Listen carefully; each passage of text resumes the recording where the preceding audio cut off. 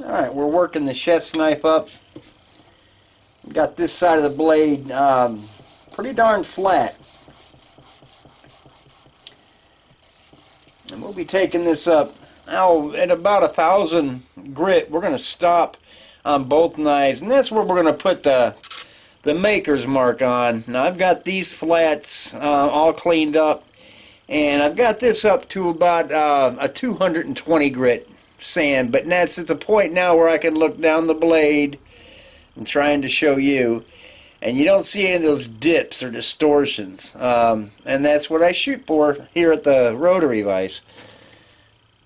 But then we'll go on up to 2,000 after etch to clean up any discoloration that the etching process leaves. Sometimes it leaves a little cloudiness in the steel right around the lettering, so that cleans that up and makes everything nice and crisp.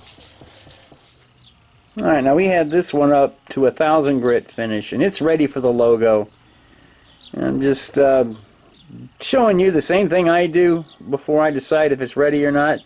And I still have some smudges on here, but I don't have any of those dips.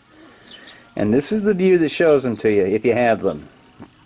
So again, we're ready for the logo on this one, and then we'll be going up to 2,000, at least in this area.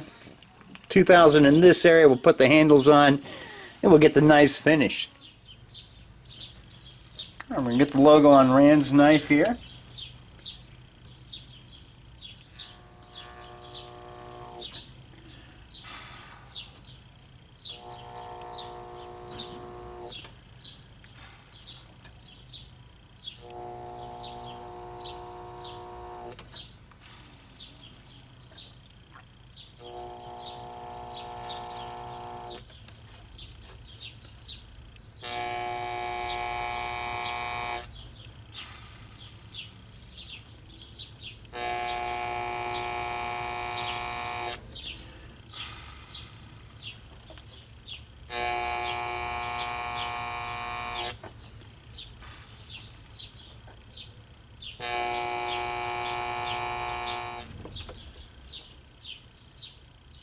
Alright, there's a good etch.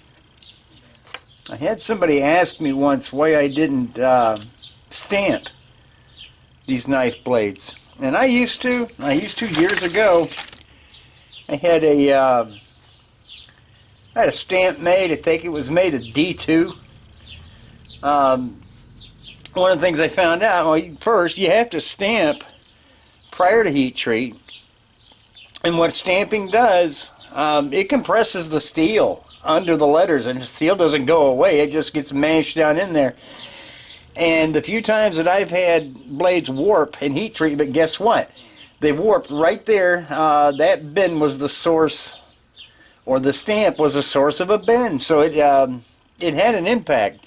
So at that point, I started etching my blades, because etching imparts no stress into the steel, and you can do it post heat treat. I'm going to get Craig's knife ready to go, and I'll show you both of these when we get them cleaned up. Alright, now for Craig's knife.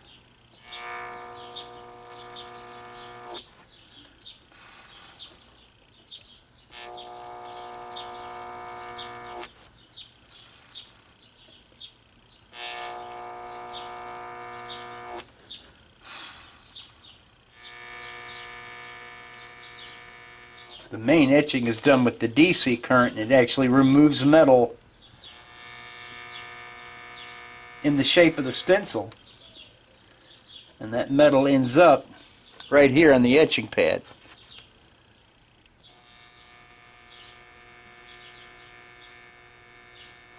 Alright. That's why I throw these pads away after each use. It's just felt. I got a big old sheet of this stuff now. I'll wipe this off and take some light sandpaper and just scrub that bright, and we'll be done. So let me go clean off everything, and I'll give you guys a shot of the finished maker's marks. Okay, done with the logos, and they turned out nice. So there is Craig's chef's knife. So now on this knife we can go ahead and work these flats. They're almost there, but we can get them up to their final 2000, and then the rest of the blade too. 2000 finish. And then for Rand's knife, here's the logo on that. And it turned out nicely too. But on this one, we're going to get this up to its final polish, and then we're going to get ready to put the guards on, and then we'll be soldering them and then painting them before we put the handles on this one.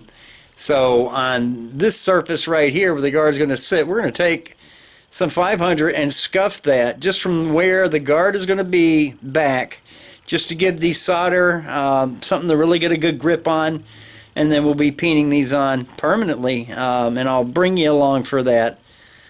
I'm going to clean off workbench over there. I've got stuff everywhere, and we'll get set up for that shot, and then we'll be getting handles on these things. Of course, we have a sheath to make for this one, and then we'll be getting this whole project wound up.